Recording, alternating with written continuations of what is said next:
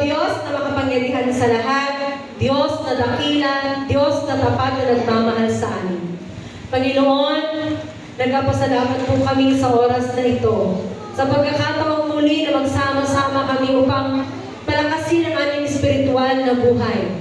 Upang bigyan ng kagalakan ang aming mga puso sa pag-aawitan, Panginoon. Upang bigyan ng patotoo kung gaano makabuti sa bawat isa, Panginoon, sa amin. Salamat sa pagkakataong ito muli na makakarinig kami ng iyong pong salita. Nawa ang presensya mo mamuna sa bawat isa sa amin. Mangusap ka, Panginoon, sa mga salitang ito.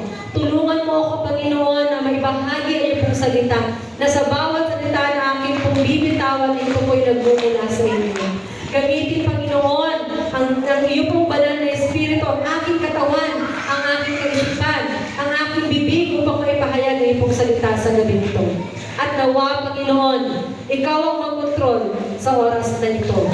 Lord, madama namin ang iyong pagmamahal, ang iyong presensya sa magitan ng pag-focus ng aming mga kaisipan, ng aming puso, Panginoon, sa iyong pong salita. Ano mang distraction ang aming marinig, tanggalin mo ito, Panginoon. Ano man ang distraction na makita namin, Panginoon, tanggalin mo ito. Bagkos, mangusap, Panginoon, ng iyong pong salita sa bawat isa sa amin. Upang mabigyan ka namin ng kapurihan at karangalan sa gabi nito. Ito ang aming dalangin sa pangalan ni Jesus. Amen. Sa pagtutualian, alam ko ng bawat isa sa atin, sometimes it's hard to move on from the past. Tama? It's hard. Wow, may sumagot ng tama. Ibang past yata yun. Mukhang love life ata yung sinasabing nagre-react. Di ba? Hindi lang po sa love life, no? Sa lahat ng maraming aspeto ng buhay natin, napakahirap mag-move on from the past. Sa ating binasa, nais ng Diyos na kalimutan mo ang mga nangyari noon. Sinasabing huwag mo nang isipin pa at balik-balikan pa ang nakaraan dahil ito ay tapos na at nangyari na. Kaya huwag mo nang balik-balikan dahil ito ay nangyari na at tapos na. Ang Diyos ay nag-aalok sa atin ngayon ng bagong simula, ng pagkakataong magsimula muli at mabuhay ng isang buhay na puno ng kagalakan at may kapayapaan. Kailangan natin maunawaan na mas interesado ang ating Panginoong Diyos sa ating kinabukasan, higit sa ating nakaraan. He says, forget about your past. Forget about the former things. Don't think about it. Look at the new thing I'm going to do. Okay? Sa kasaysayan po ng mga Israelita, pinarasahan ng Israel dahil sa kanilang mga kasalanan at paghihimagsik laban sa Diyos. Dahil dito, inisip ng mga Israelita na katapusan na nila, na hindi na sila tutulungan pa ng ating Panginoon, na hindi na sila ililigtas ng ating Panginoon. Okay? Gusto ng Diyos na bigyan sila ng pag-asa at pagtibayin ang kanilang kalooban. Gusto niyang malaman nila na kahit pinarurusahan sila ng Diyos, hindi sila kailanman pinabayaan ng ating Panginoon. Gusto ng Diyos na unawaan ng mga Israelita na ang parusang kanilang nararanasan ay hindi maging katapusan ng kanilang buhay. Minsan ganyan tayo. Lalo na kapag nandun tayo sa point na may pagsubok tayong feeling mo hindi mo kaya, mapagtagumpayan. Lord, ano ba to? Pinaparusahan mo ba ako? Resulta ba to ng aking naging desisyon? No? Feeling natin pinaparusahan tayo ng ating Panginoon. Ang totoo, gusto ng Diyos na bigyan sila ng isang bagong simula sa buhay, maging sa atin. Doon nagsimula silang alalahanin ang mga ginawang himala at pagliligtas sa kanila ng Diyos. Sino dito ang nakakaalam ng kwento ng dagat na pula? Yan, marami. Of course, pinagdaanan natin yan, mga Saturday schooler, teacher, at paulit-ulit na kinukwento yan. Maging sa Sunday, di ba? Dapat na pula kung paano nagbigay ng Diyos ng daan upang makatawid sila. No? Habang hinahabol sila ng mga kawan, kasama si Faraon, marahil ay nagkaroon din tayo ng ganitong pakiramdam. Feeling na dahil nakagawa tayo ng napakaraming kasalanan at pagkakamali ng paulit-ulit, nangakong magbago, nangakong sumunod sa ating Panginoon, pero hindi pa rin nangyari, nahiya na tayong lumapit sa Kanya. Feeling natin, hindi na tayo mahalaga sa paningin ng Diyos. Feeling natin, hindi na tayo worth it sa Kanya. Pues, nagkakamali ka. Sinasabi ng Diyos, hindi pa tapos. May mga plano ako para sa iyong buhay. Gagawa ako ng bago para sa iyo.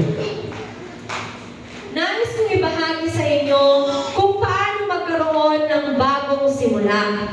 Gamitin natin ang word na start. Okay? Yung word na start.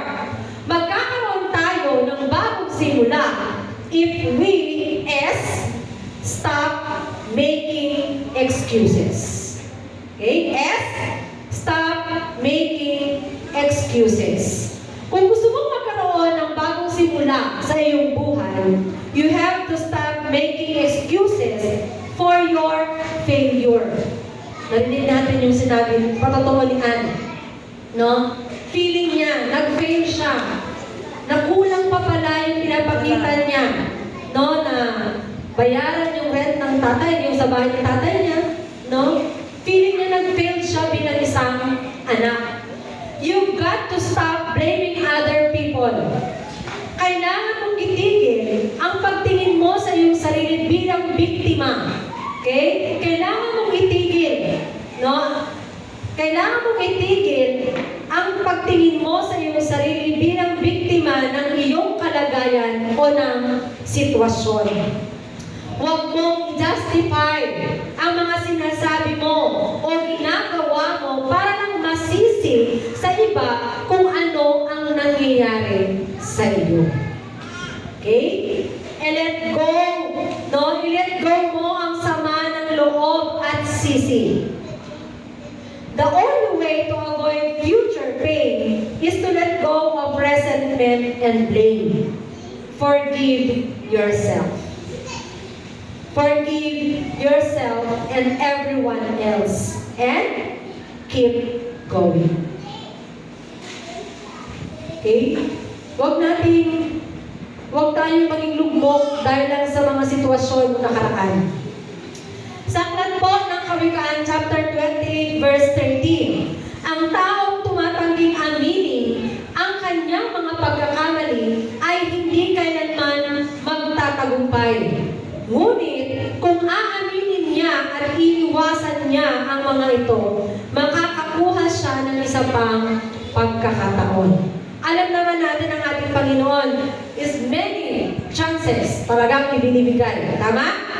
Makakakuha siya ng bagong simula. Ang panimulang punto upang magsimula muli ay ang maging matapat at harapin ang mga problema. Hanggat tinatakasan mo yan, tinatakbuhan mo yan, hindi yan matatapos. Hanggat hindi mo yan pinapansin at binibigyan ng solusyon, hindi yan matatapos at paulit-ulit pa rin yan mangyayari. Okay?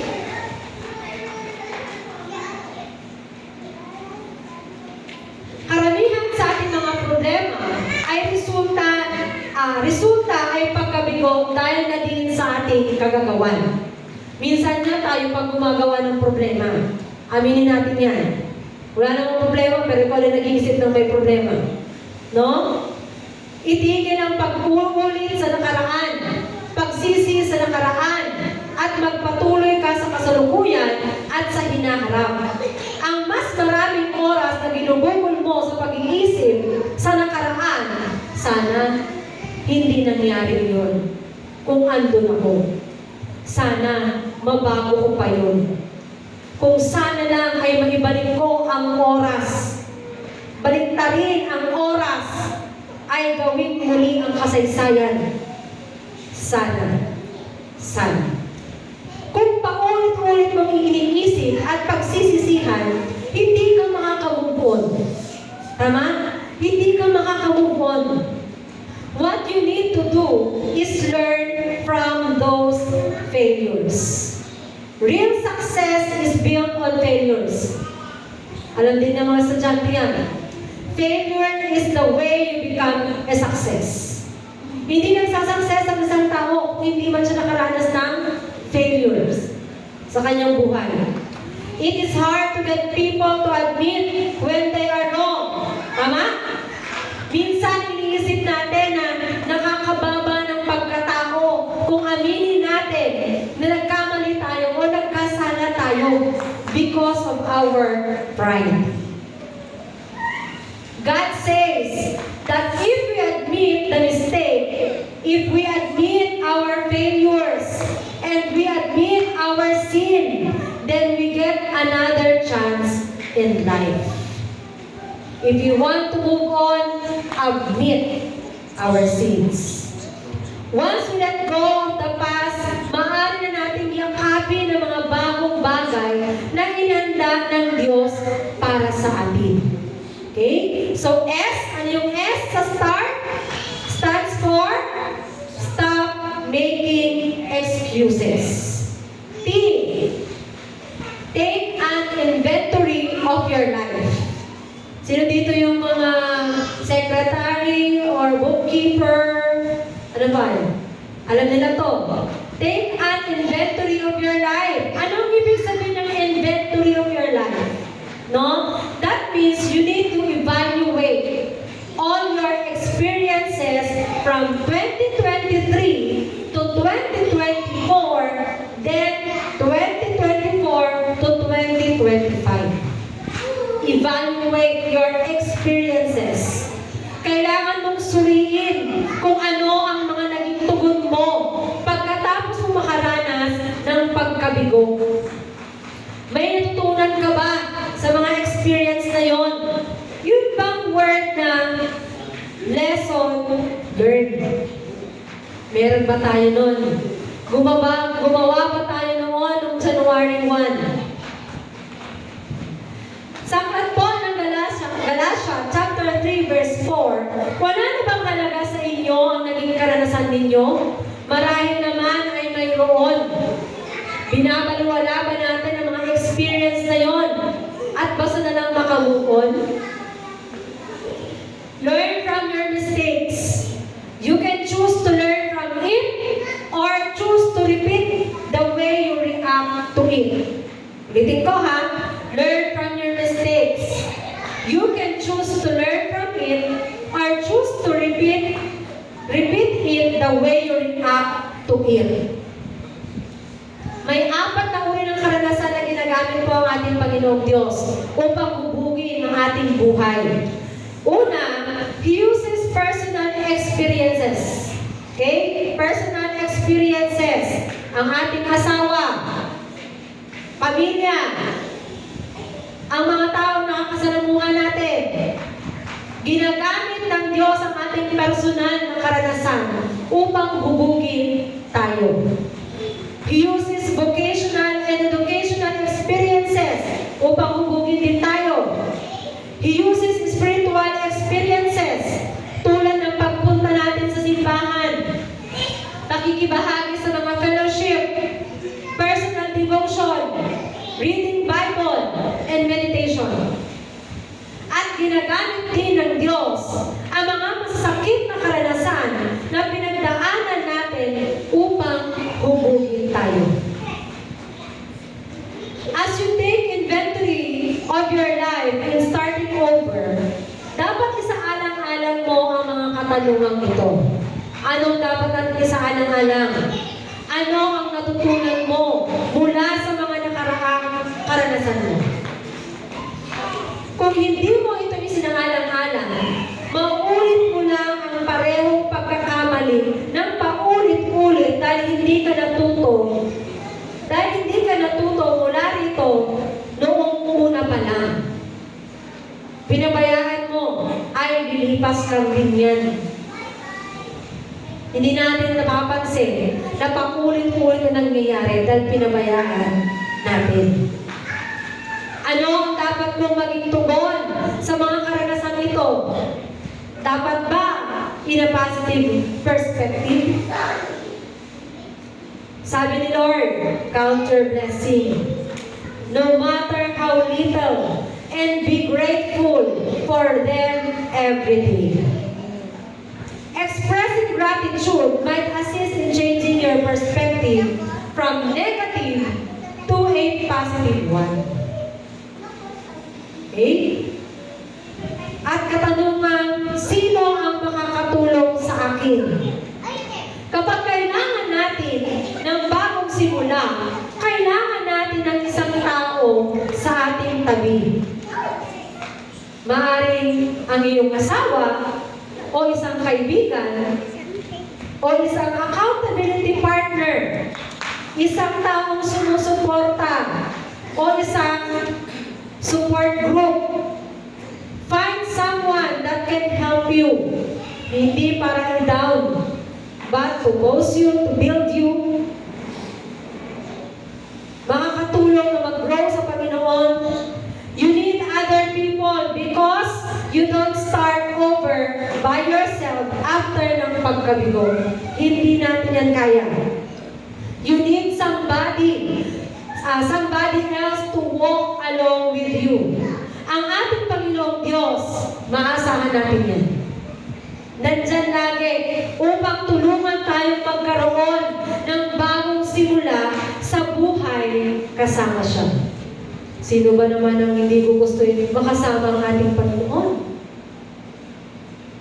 Ano nga yung S? Stop making excuses. Ano yung T?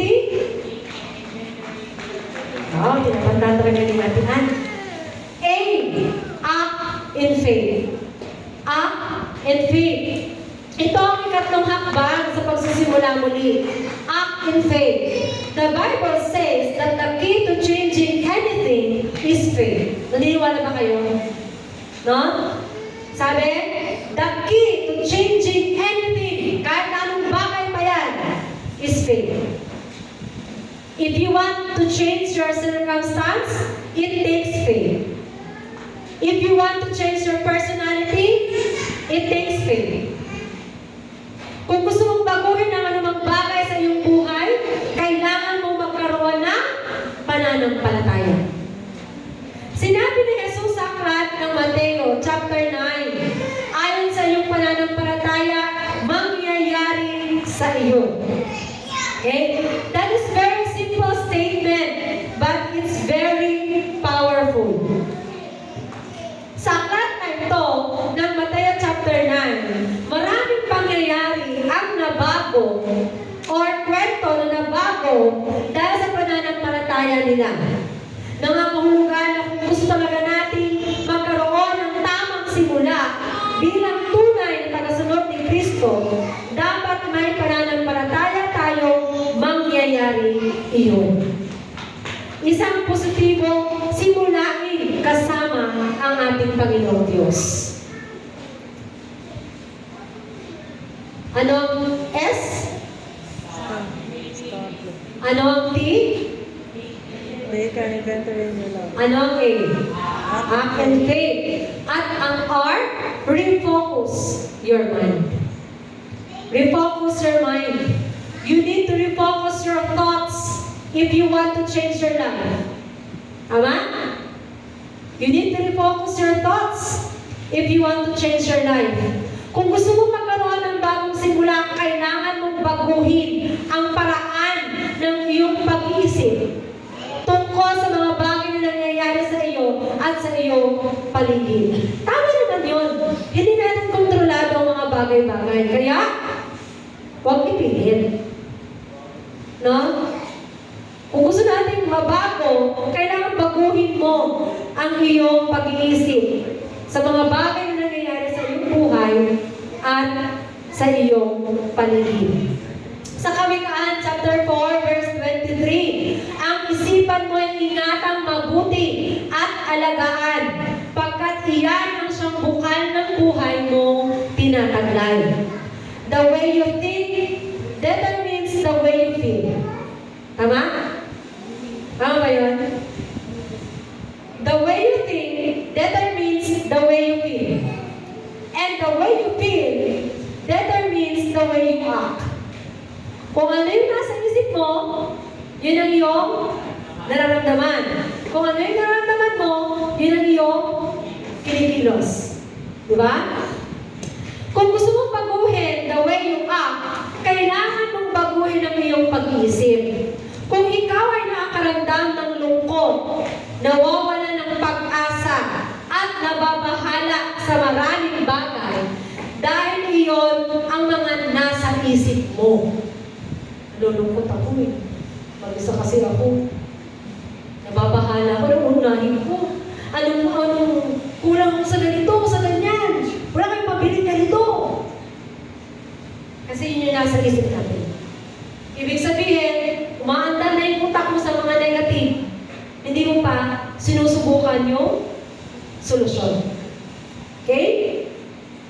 Sa madaling salita, kung puro negative ang nasa isip mo, yun din ang mararamdaman mo. At dahil yun ang iniisip mo at nararamdaman mo, yun din ang resulta kung paano ka mag-respond sa mga pangyayari. You have a choice. You have a choice. Sa aklat ng Roma chapter 12 verse 2, huwag kayong umayon sa takbo ng mundong ito. Mag-iba na kayo at magbago ng isip upang mabatid ninyo ang kalooban ng Diyos kung ano ang mabuti na kalulugod sa Kanya at talagang ganap. Sa aklat ng Efeso chapter 4 verse 23 to 24, magbago na kayo ng diwa at pag-iisip, at ang dapat makita sa inyo'y ang bagong pagkatao na nilikha kalarawan ng Diyos, kalarawan ng Kanyang katwiran at kabanalan. Ano ang pinakamagandang bagay na dapat natin pagtuunan ng pansin? Lalo na bilang tagasunod na tayo ng ating Panginoon. Patingin ninyo, ano ang pinakamagandang bagay na dapat pagtuunan natin ng pansin? Ito ay ang salita ng ating Panginoong Diyos. Sa aklat po ng Awit chapter 1 verse 2 to 3, nagagalak siyang laging magsaliksik ng salita ng Diyos. Binubulay sa gabi at araw. Ang katulad niya isang punong kahoy sa tabing batisan, sariwa ang dahon at laging namumunga. At anumang gawin ay nakatitiyak na magtatagumpay. For sure, lahat tayo gusto nating maging masaya. Ang kasiyahan yan ay matatagpuan naman sa ating Panginoon. I'm sure gusto natin lagi tayong nagagalak, ano man ang ating gawin.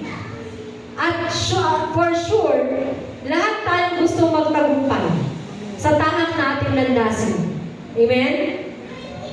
Ang sagot at ang paraan upang makuha natin ang mga iyon ay ang mga katagang pagbubulay-bulay sa salita ng Diyos. Kung lagi natin itong ginagawa, pangako ng ating Panginoon, magtatagumpay tayo sa ating buhay bilang Kristiyano. Habang pinupuno natin ang ating isipan ng salita ng Diyos, nagsisimula itong baguhin ang ating kaisipan. Doon nagaganap ang pagbabago. Yung dating kaisipan na hindi ko kaya, ngayon, I'll try my best. Yung dating ginawa ko na ang lahat, pero walang nangyari at kulang pa rin. Ngayon, may ibang paraan pala ang Diyos. Ang dating, no one loves me and cares for me. Ngayon, God loves me and cares for me. Refocus your thoughts. Focus in God's Word. Amen?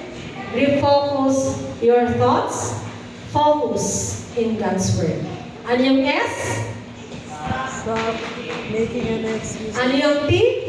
Take an inventory in your life. A? Act in faith. R? Refocus. Sana na. Titira ang letter 3 ang T. Ang letter T, trust God. Okay? Trust God. Magtiwala sa Diyos na tutulungan niya tayong magtagumpay. Depend on Him. Okay? Depend on Him. Hindi natin kailangan umasa sa ating sariling lakas. Napatunayan na natin yan ng paulit-ulit na hindi natin kaya mag-isa. Sino dito ang nabuhay mag-isa?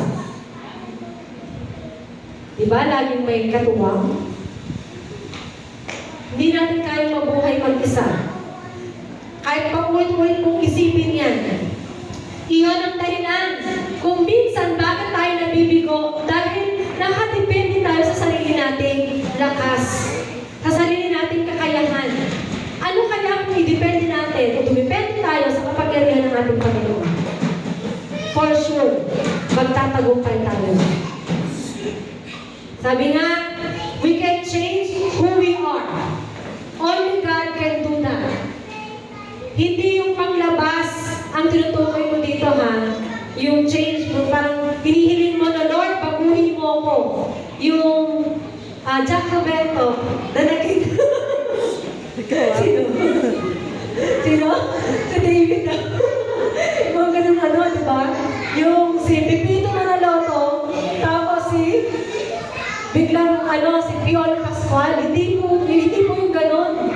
Not physically ang tinutukoy dito pagbabago. Okay? Okay? Kundi yung panloob na pagkatao, ang ating puso, ang ating kaisipan. Success in the Christian life is not trying hard, but living smarter. Tandaan niyo po yan ha. Sabi, success in the Christian life is not trying harder, but living smarter. Ibigay natin ang kontrol ng ating buhay sa ating Panginoong Diyos. Kaya nga isinuko na natin ang ating buhay. Ibig sabihin, ang Diyos na ang magkokontrol sa atin. Sa aklat ng Zacarias, chapter 4, verse 6, ang tagumpay ay hindi makakamit sa magitan ng lakas o kapangyarihan, kundi sa aking tulong lamang sa magitan ng Espiritu ng ating Panginoon. Okay? Sa magitan lamang ng Espiritu ng ating Panginoon na nasa iyo. Nasa kaloob-looban mo. Kapag ang isang tao ay naging Kristiyano na, tinanggap na si Jesus sa kanyang buhay, isinurrender ang lahat sa Panginoon, at nag-decide na maging tagasunod niya, they become a brand new person inside. He is not the same anymore. Katulad ng mensahe ng Wednesday, no? Yung kay Pastor Dan. May pagbabagong nangyayari. The way we think, the way we act. New beginning in God. Sino ang nais magsimula kasama ang ating Panginoong Diyos? Amen. Para sa ating pagkatapos, Isaiah 43, verse 18 to 19, remind us that God is always doing new things. And He invites us to join Him on this journey of transformation. So it's your choice. Binigyan naman tayo ng ating Panginoon ng kaisipan upang pumili. So it's your choice. If you want a new fresh start in God, S, stop making excuses. Let go of the past and embrace the new. T, take an inventory of your life. A, act in faith. R, refocus your thoughts. And the last, T, trust God. Purihin ang ating Panginoon sa gabi.